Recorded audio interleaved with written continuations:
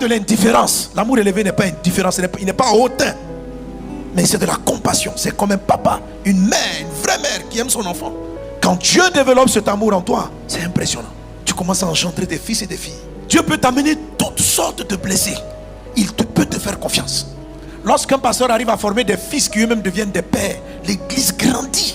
Parce qu'ils ne seront pas là en des chefs de département étant vexés. On dit, tu es responsable, tu es leader du groupe, mais en même temps, vous lancez des caillons, vous là-bas.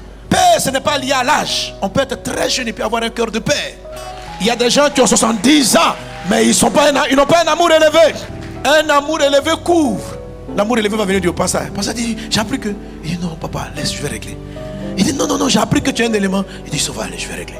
Il la couvre. Il couvre son élément. Et puis il vient. Il dit, non, on n'est pas content. On va monter, on va aller. Tu vas faire mieux. Le gars, il quitte l'église. Le papa est chez lui. Tu dis quoi? Tu reprends ton poste. La personne, à un moment donné, va comprendre que malgré tout ce qu'elle te fait, tu n'es pas blessé. Malgré tout ce qu'elle a dit contre toi, tu ne réagis pas. Tu l'aimes toujours.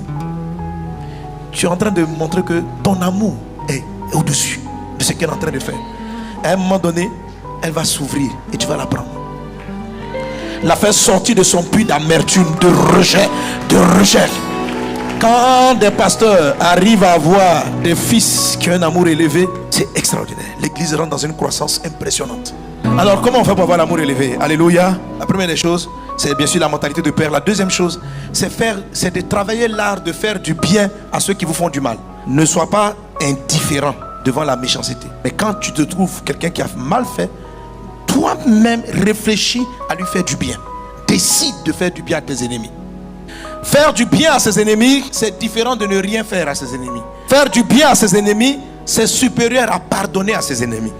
Faire du bien, c'est-à-dire la personne trame du mal contre moi et comme je sais qu'elle veut mon mal, moi je réfléchis au cadeau que je vais lui faire. Il y a des gens qui disent, ah, il m'insulte, je ne dirai rien. Ça, tu n'as pas fait du mal, mais tu n'as pas non plus fait du bien. Les avions, pour décoller, il faut qu'ils génèrent un vent contraire très fort. Mais qu'est-ce qu'ils font avec le vent contraire? Avec le vent contraire, tu peux faire deux choses. Soit tu le perces. Quand c'est les véhicules, les voitures, elles transpercent le vent. Quand une voiture va vite, le vent est vite, mais elle est designée de sorte qu'elle transperce le vent. Et dit ça, c'est le type de chrétien qui ne s'occupe pas des critiques, qui ne s'occupe pas des méchancetés et qui les traverse. C'est bien, mais il ne monte pas.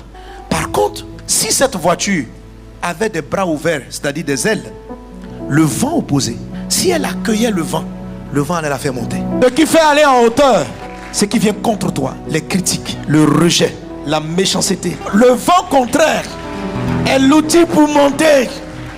C'est l'instrument pour aller plus haut. Alléluia. Pour aller en hauteur, il ne faut pas simplement fermer les oreilles à tout ce qu'on dit contre toi. C'est quand les gens ont dit du mal que tu les accueilles, que tu leur fais du bien. Le passage de Matthieu 5 dit ceci. Il dit, il n'a pas dit d'être indifférent, il dit faites du bien. C'est-à-dire localise la soeur qui t'a critiqué et tu pries pour elle. Tu la portes dans ton cœur. Tu lui envoies un cadeau à son anniversaire. Pas un cadeau de tiens, que Dieu juge entre toi et moi. Non. Un cadeau de je t'aime ma soeur, je veux ton bien. Jésus dit faites du bien. Vous voyez, il y a une action qu'il faut mener. Priez pour ceux qui vous maltraitent. C'est-à-dire dès qu'il y a de vent contraire, faites du bien à ces gens. Ce qui va se passer, c'est que vous allez monter en hauteur. Vous allez devenir plus grand que ceux qui vous combattent. Chaque fois que Dieu veut te faire monter, on s'oppose à toi. Jésus a été élevé. Lorsqu'il était à la croix, il ne s'est pas contenté de ne pas écouter les méchants. Il a dit Seigneur, pardonne-leur. Il a fait du bien aux âmes. Et Dieu l'a élevé. Que Dieu t'élève. Je vois un amour élevé. Cri de joie pour une telle parole, les amis. Waouh! C'est tellement fort que Dieu nous parle de l'amour en hauteur, en profondeur, en largeur, en longueur. Il est en train de nous parler de lui-même parce que Dieu est amour. Amen. Et pour reprendre ce que l'apôtre disait tout à l'heure, je me disais, mais c'est vraiment fort parce que il disait que la foi déplace les montagnes, mais l'amour déplace Dieu. Et quand on y pense, c'est exactement Jean 3,16 en vérité. Parce que Dieu a tant aimé qu'il a déplacé Dieu sur la terre à travers Jésus. C'est incroyable. Vraiment bénissons le Seigneur pour de tels types de paroles. Nous rendons vraiment grâce, on est vraiment privilégiés. Et franchement, waouh, merci Seigneur, merci pour ces paroles que tu nous envoies. Amen. Alors, nous arrivons à la fin de ce culte, mais le Seigneur qui est amour, qui nous a parlé de son amour, veut aujourd'hui tendre la main à plusieurs d'entre nous. Donc si tu es ici aujourd'hui dans un campus connecté, ou même depuis chez toi connecté par Internet, et que tu désires recevoir la vie de Jésus aujourd'hui à travers ce culte, je t'invite simplement là où tu es à lever la main et à répéter cette prière avec moi. Tu sais, l'amour de Dieu est profond. Peu importe qui t'es, d'où t'es, ce que tu as fait, ce n'est pas important. Dieu n'est ni impressionné par la hauteur des montagnes qui se dressent devant toi, ni intimidé par la profondeur de ta chute, parce que rien, mais rien n'est plus profond que l'amour que Dieu a manifesté pour toi. Quand tu dois t'inscrire dans une école ou dans un boulot, tu dois déposer un CV. On scrute ton identité, on scrute ce que tu as fait et on juge si tu es valide ou pas. Mais Dieu, avant que tu ne sois une masse informée vide, il t'avait déjà validé. Tu étais déjà la bonne personne. Il avait déjà choisi de t'avoir avec lui. Et aujourd'hui, il veut juste manifester ce choix qu'il a déjà fait.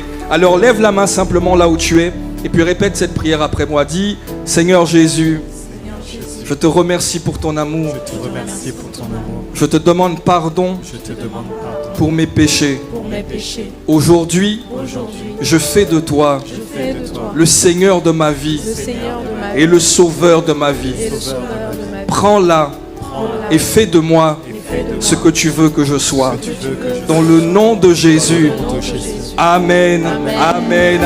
Amen.